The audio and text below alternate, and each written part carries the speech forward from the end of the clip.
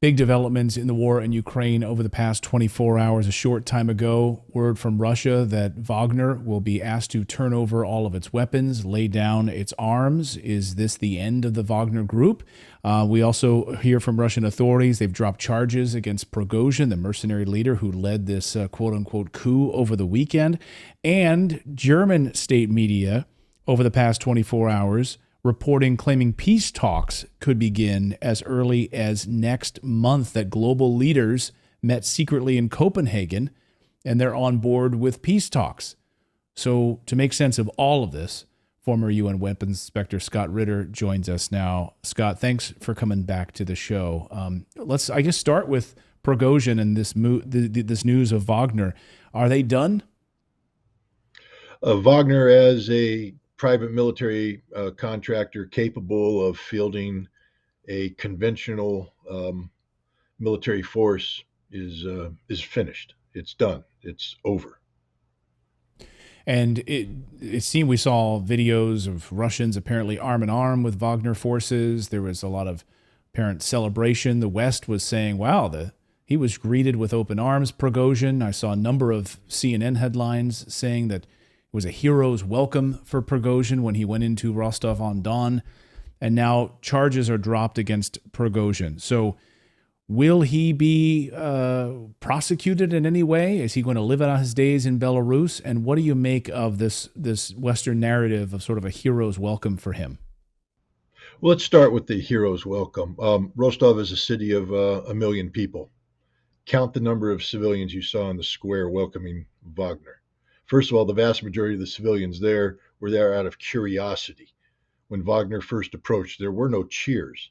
In fact, Wagner's forces were confronted over and over again by Russians saying, "What are you doing here? Why are you making this mess?" Wagner put people on the ground at gunpoint. Wagner, who has no legal authority whatsoever. People need to understand that. This is not a military unit. It's not a paramilitary unit. It's a private military contractor who has no legal authority to operate on Russian soil at all. So these are criminals in a Russian city bearing arms, seeking to take control of the headquarters that is commanding the special military operation at a time when Russia is a life and death existential military struggle against Ukraine and the collective West. The people cheered when Wagner left. They cheered because there was no civil war. They thanked Wagner for making the right decision to get out of town.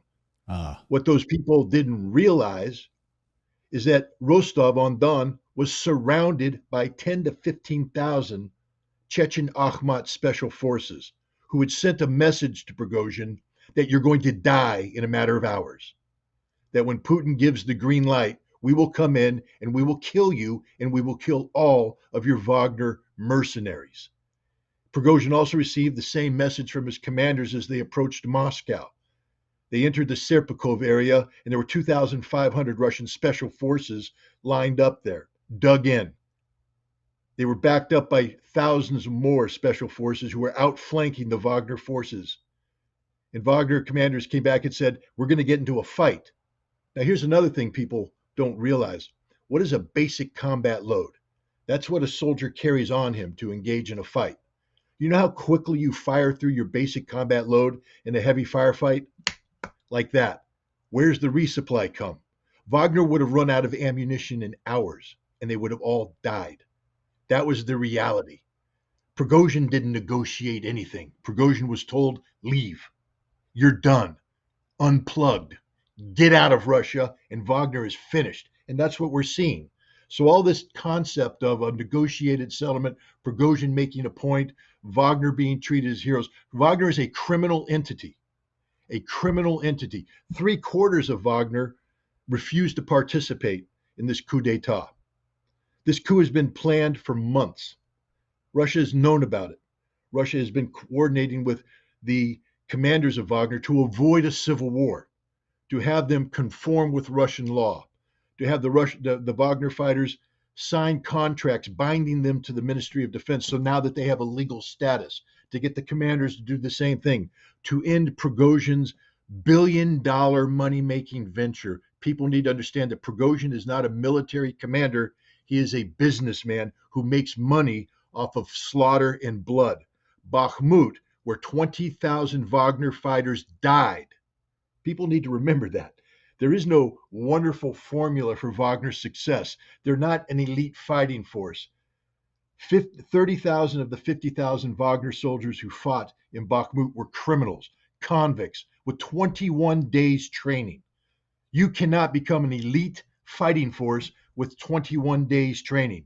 You were given 21 days training, basic small arms knowledge, basic maneuver, and told advance or die. That was it. If you survive, your conviction is swiped clean. These were fanatics who fought aggressively, but they're not elite. 20,000 of them died.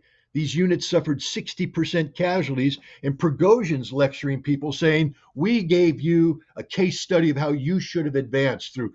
Prigozhin knows nothing of war. Again, he has no military experience whatsoever. Every operational and tactical decision is made by his commander's council, and this commander's council signed off on tactics that caused shock units to lose 60% casualties, 20,000 dead, and he's saying that the Russians are slaughtering their troops. If the Russian Ministry of Defense followed the Prigozhin model, 300,000 Russians would be dead, and they still would have only advanced a few kilometers. Prigozhin is insane, and that's what people need to understand. Wagner, they fought bravely, they fought heroically, but to call Wagner elite, no elite unit suffers 60% casualties. That's not elite. That's fanatical. And here's the other important thing. The Russian military did not want to fight the Battle of Bakhmut. Prigozhin entered that battle because he was in a very difficult situation. Russian law does not permit a private military army, which is what Wagner had become. It can't operate on Russian soil. So they were going to pause the battlefield, pull Wagner out, and reconcile this legality issue. Prigozhin realized the second they did that, he would lose his billion-dollar business. So he pushed into Bakhmut to keep the fight going, to compel the Russians to fight, sacrificing 20,000 men. Every soldier that died in Bakhmut, it's Prigozhin's fault. He murdered them as a business decision to compel the Ministry of Defense to give him the ammunition to create a precedent of supplying a private military contractor in violation of Russian law. And he continued to push that battle even when the Russian high command said, we don't want this. He forced the Russian high command to divert forces from other areas of the front to protect the flanks of Wagner as they advanced. Thousands of Russians were wounded and killed because of Prigozhin. So this idea that Prigozhin is some sort of military genius who is in command of an elite fighting force that saved Russia is absurd in the extreme. I'm not denigrating the courage of the individual Wagner fighter or the tactical competency of their commanders. I'm telling you that Yevgeny Prigozhin is a psychopathic, mass murdering criminal, and he's alive today only because Vladimir Putin didn't want to start a civil war where Russians would end up killing Russians. Fascinating. We had just a short time ago the question of whether or not Prigozhin was working alone in this coup, this march towards Moscow. Rostislav Ayshenko, political scientist, Russian political scientist, says it's not likely that he was working alone. The amount of organization in order to move on this would have required some kind of support from within Russia, perhaps from the capital, from the Kremlin in some capacity. Do you buy that analysis? Do you think he was working with other people or he was working alone in this decision? No, I mean, that's an absurdity, frankly speaking. Wagner had become a massive enterprise. Again, by the time they withdrew 25,000 troops, that's a significant force with tanks, artillery, aircraft. They didn't need the Kremlin's help or the military's help to plot a coup. The help that Prigozhin got was from his military command council, but here's the rub. See, Prigozhin's thinking about a coup had been known to everybody. The CIA knew about it. We know this now because they admitted briefing the Gang of Eight in Congress about Prigozhin's coup, and they briefed them weeks ago, months ago. MI6 briefed the prime minister about the same thing. MI6 coordinated with the Ukrainian government, telling them to stop your offensive operations until Prigozhin's coup goes forward, because there's a chance there's going to be a civil war in Russia where they will remove forces from the battlefield, and then you can do your attack. Everybody was aware of this, including the Kremlin. But what the Kremlin was doing is they wanted to avoid a civil war. They wanted to avoid a situation where they had to go in and forcibly disarm 25,000 Wagner soldiers. So they reached out to the commanders. Prigozhin could not have done this without the commanders' help within Wagner. That's the reality. And as we found out, 4 out of the 5 members of the command council refused to help Prigozhin. Only one helped him, took his troops. But the rest of Wagner stayed in the barracks, refused to participate. And even the troops that went in, the majority of them were misled. They were told that they were going to secure the border against Ukrainian attacks. Once they arrived, they realized that they had been misled, and half of Wagner wasn't going to participate in any fighting no matter what. Half of the Wagner troops that were there, because they were misled. People confronted Prigozhin while he was in Rostov, Wagner people saying, "What the hell are you doing?" Only the fanatics went forward to Moscow. And what the Russians did there, the Russian government did, is they allowed them through because they didn't want to start a civil war, but they created the final barrier at Serpukhov. They got Akhmat to surround Rostov, and then the phone call was made to Prigozhin, "We're about to kill everybody. Is this what you want?" Prigozhin was hoping, and I believe he was told by Russian oligarchs and Russian exiles who were controlled by British intelligence. We know there was connectivity between Prigozhin and Khodorkovsky, who's a British MI6 controlled oligarch in London. See, Prigozhin had red flags all over the place. He had failed businesses. The only viable business he had left was Wagner. He makes billions of dollars off of this mercenary bloodlust, sacrificing his soldiers. He makes money off of that. And he didn't want to lose this. And so he was told that if you move, there are people in Moscow who will support you.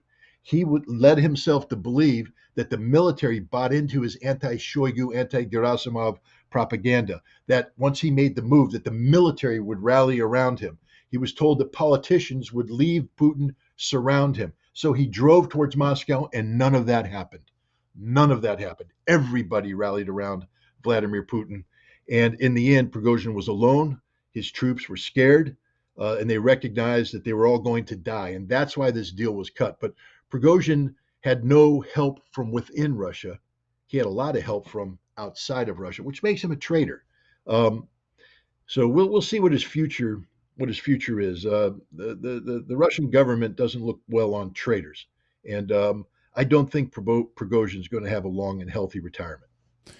Yeah, Sergei Lavrov saying they are investigating the Western intelligence collusion in this, and so that investigation will go. I want to get you out of here on this question. German state television channel claiming that peace talks could begin as early as next month. They claim that a number of global leaders met last week in Copenhagen, and they are on board with a planned peace talk next week. Do you buy that?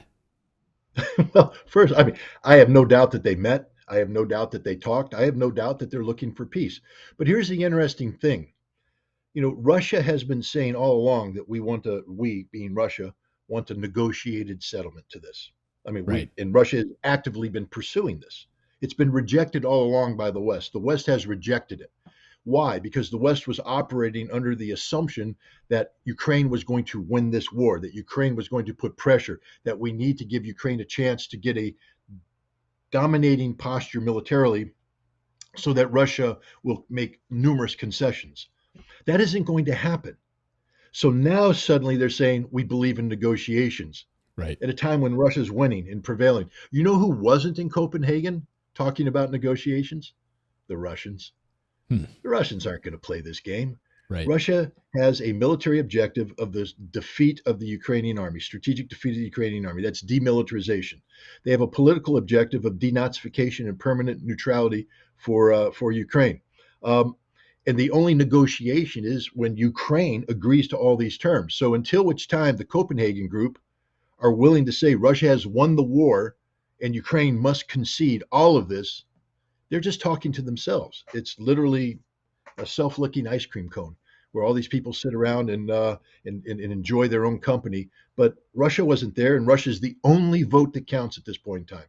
The only vote, because they have thrown away any leverage they might have had with Russia a long time ago by insisting on pursuing this war. Now that they've doubled in, they put all their chips in. Russia's mobilized. Russia's ready to win. They want to negotiate away Russia's victory. Russia will never go for this. Yeah, and of course, Vladimir Putin 2 weeks ago at the Africa summit, or the St. Petersburg summit, holding up the peace agreement that was signed by the Ukrainians and thrown in the trash. And peace agreement signed by the Ukrainians. But remember, Minsk wasn't signed by the Ukrainians because Angela Merkel and Francois Hollande, the German and French leaders who promised their support, were now saying it was all a sham. We lied to Putin. We misled Putin. So who is Putin supposed to believe? Are Ukrainian government that can sign a deal and walk away from it, always saying that we always lie to Russia, that we only negotiate to get an advantage, to buy time? A European community that wants the strategic defeat of Russia has shown a proclivity in the past to lie about diplomatic arrangements, negotiated settlements, to buy time, to gain strength. And now they're going to come to Putin and say, we want a negotiated settlement. To do what? To buy time, to gain strength at a time when Russia's winning? Putin said about 2014, he regrets not destroying the Ukrainian army at that time when he had them surrounded. He could have destroyed them. He said it was his biggest mistake. Right. And he will never make that mistake again. When he says he's never going to make that mistake again, I'd believe him. And those who have studied him very, very closely say he's one of those people, a politician who learns from his mistakes. So, imagine that. Imagine that. Yeah, fool me once, right? So, yeah, we'll see on this. Scott Ritter, thank you so much for your analysis on this. I know it's been a very busy past 72 hours watching this unfold inside of Russia. Thank you so much for your analysis. We appreciate it.